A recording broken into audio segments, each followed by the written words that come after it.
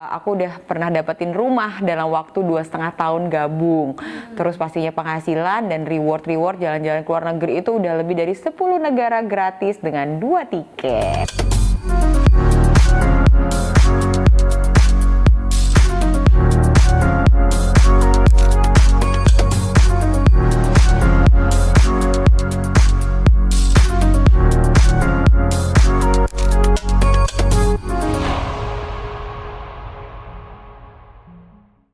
Sekarang ngomongin bisnis Teh, selain jadi ibu rumah tangga, bisnisnya Teteh ini sekarang apa yang dikerjain? Bisnis, jadi dari 6 tahun yang lalu aku tuh ngerjain bisnis Oriflame. Jadi terus 1 tahun lebih kemarin aku juga ngembangin bisnis kerudung baik. Dan sekarang udah mau produksi sendiri gitu kan, ngedatengin printernya. Terus 2 tahun ini juga aku bisnis steakhouse restoran. Banyak ya Teh ya? Alhamdulillah. Tapi bentar-bentar, tadi Oriflame-nya 6 tahun. Berarti Iya. tahun berapa Teh mulai Oriflame? November Ingat nggak? 2014. Sekarang ada di level Diamond Director. Rewardnya Teh, Diamond tuh pasti banyak kan udah. Banyak banget, itu heaven level ya gitu kan. Aku udah pernah dapetin rumah dalam waktu 2,5 tahun gabung. Terus pastinya penghasilan dan reward jalan-jalan ke luar negeri itu udah lebih dari 10 negara gratis dengan 2 tiket. Nah mungkin kalau bisnis Teteh yang di Oriflame kita bahasnya lain waktu ya Teh. Cindy tuh tertarik banget ngebahas kerudung baik sama Urban Wagyu. Nah ini duluan mana Teh? Duluan kerudung baik dulu apa Urban Wagyu? Restoran dulu. Oh restoran dulu Iya, ya? 2 tahun lebih. Kalau yang kerudung baru 1 tahun lebih. Oh jadi restoran dulu itu pas anak-anak umur berapa ya Teh berarti? Baru-baru ini ya? Iya, waktu aku pindah Surabaya sih. Terus lanjut ke kerudung baik gitu? Iya, kerudung baik kan waktu kalau nggak salah 2020 awal. Nah ceritain Teh, maksudnya kenapa Teteh awalnya milihnya tuh kerudung baik gitu loh sebagai bisnis gitu? Karena yang pertama sih aku pakai hijab ya, dan sekarang itu kerudung itu udah menjadi lifestyle deh. Jadi nggak cuma satu orang sehari make gitu. Misalnya mau datang ke pengajian pakai kerudung A gitu, warna A gitu kan. Baju mau ungu, kerudung ungu ungu kayak gitu kan, kayak aku gini. Terus nanti kalau misalnya mau keluar ya pakai kerudung coklat gitu kan. Nanti mau olahraga lagi beda lagi kerudungnya kayak Jadi gitu. emang hijab tuh orang udah ini ya Teh ya?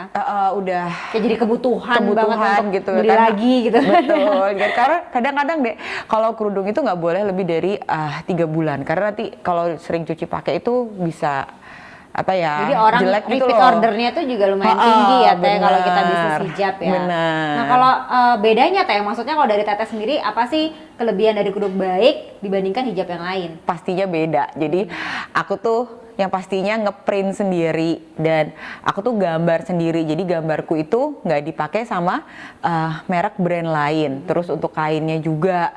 Terus untuk gambarnya itu kita lebih ke bunga-bunga gitu kan. Yang pertama itu lili, terus tebi buya gitu. Sekarang nanti mau keluar yang sakura. Oh gitu. Jadi emang bunga ya Teh ini. Iya, Apa sih signaturenya dari kerudung baik tuh bunga? Aku karena pikir kupu-kupu tuh ya lambangnya. Iya, itu KB.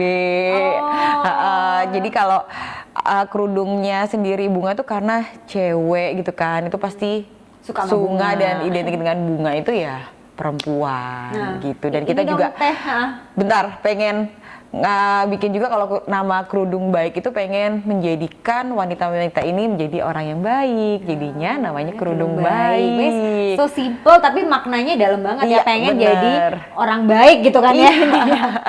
Kalau ngomongin modal Teh, berapa sih dihabiskan modal awalnya dulu deh untuk Waktu memulai? pertama kali mulai itu modal awalnya itu 150 juta untuk kerudung. Tapi sekarang untuk karena kita pengembangannya ngedatengin printing sendiri gitu kan, itu udah lebih ya. Udah ratusan juta. Nah kalau omset per bulan Teh, itu sekitar berapa sih kalau kerudung baik itu Teh? Ya sekitar 20 jutaan sih Per bisa bulan masuk. ya, jadi Iya. omsetnya ya. Ha-ha. Wow, dari kerudung aja ternyata kita bisa menghasilkan puluhan juta kalau emang serius, bahkan Iya, kalau serius punya jadi- mesin cetaknya sendiri gitu ya. Keren banget ya, dari ternyata ya bukan hal sepele juga ya kita punya hijab juga, ternyata juga modalnya juga udah berani gitu kan ya, di angka ratusan juta, emang serius ya Karena kayak di memang bisnis kalau ini. bisnis itu aku juga nggak tanggung-tanggung gitu loh, juga pengen kerudung itu nanti dikenal di pastinya Jakarta itu kan, karena Jakarta itu shopping gitu kan, so shopper semuanya, dan pastinya di Kalimantan, di Sulawesi, lain ya. itu yang target kita sih, Dek. Dan udah ada di mall di Banjarmasin juga kan kerudungku. Nah, kerudung ini kan bagian dari bisnis fashion ya, Teh. Nah, kasih tahu dong, Teh, tips ke temen Cindy kalau yang mau memulai bisnis fashion tuh apa sih yang harus dimulai dulu?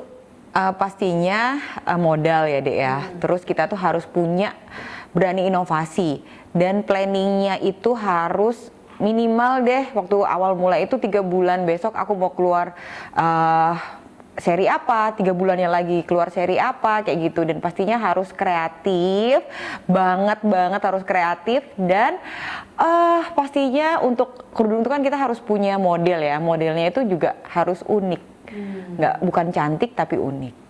Sekarang kita pindah ke Urban Wagyu ya, Teh. Kenapa memilih stick house daripada kuliner lain?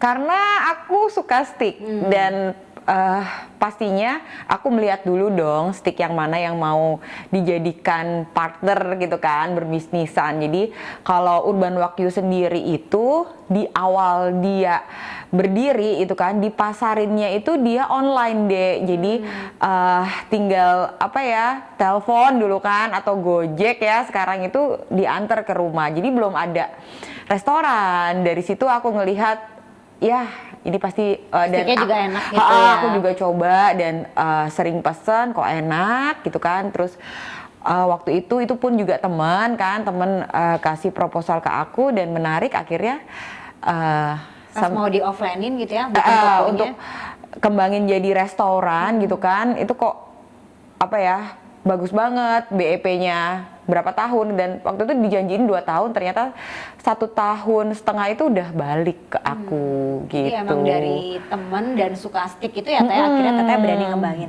Nah, kalau menunya di Urban Wagyu itu apa aja sih, Teh? Stick aja kan enggak stick aja, banyak deh. Ada nasi, ada salad, ada burger, ada dessert gitu kan. Terus ada minumannya pun juga nggak yang hanya, biasanya kan kalau stick kan gabungannya sama Coca-Cola gitu kan, sama es teh. Enggak, kita tuh ada yang namanya jamu. Oh, jadi iya, serai telang gitu kan, ada sinom. Oh iya, iya, aku belum pernah gitu. nyobain sih sinomnya. Pasti kesana nanti pasti bawa pulang gitu, jadi udah botolan gitu botolan sih. gitu ya. Tapi botolannya itu premium, jadi botol kaca gitu. Kalau rekomendasi dari Teteh sendiri nih buat temen Cindy semua di sini, kalau misalkan mau ke Urban Wagyu, nyobainnya yang apa?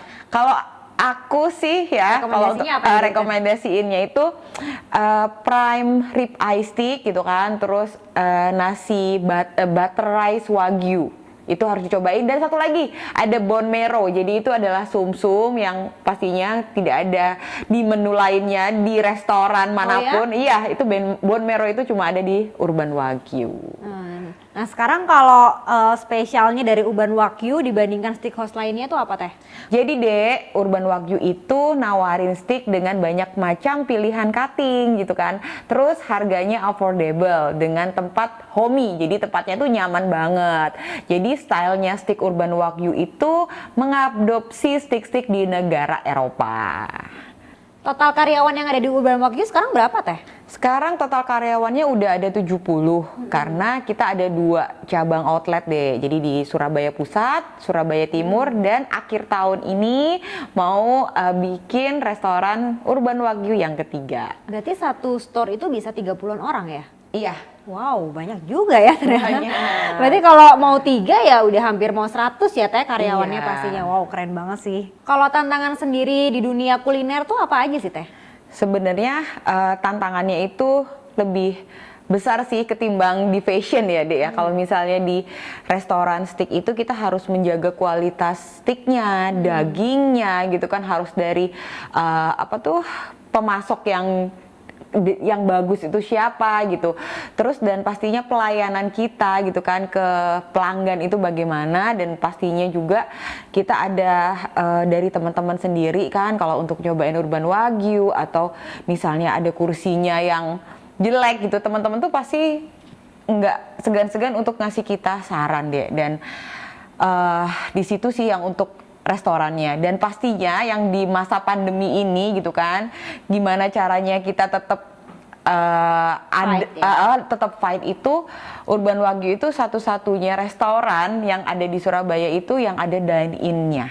Jadi makan di mobil, datang ke pelayan itu datang ke dia, jadi makan steak itu di mobil dan itu berjalan sampai di masa pandemi sekarang ini pun masih jalan. Jadi sampai sekarang juga boleh ya orang makan di mobil gitu ya, Boleh, dilayanin ya sama mobil ya. Boleh gitu. Jadi Emang berarti harus berinovasi juga kali ya, bener, Teh, ya? inovasi itu tetap banget gitu kan. Dan alhamdulillah Urban Wagyu itu waktu di masa pandemi itu sebagai percontohan restoran di Jawa Timur. Wow, keren banget.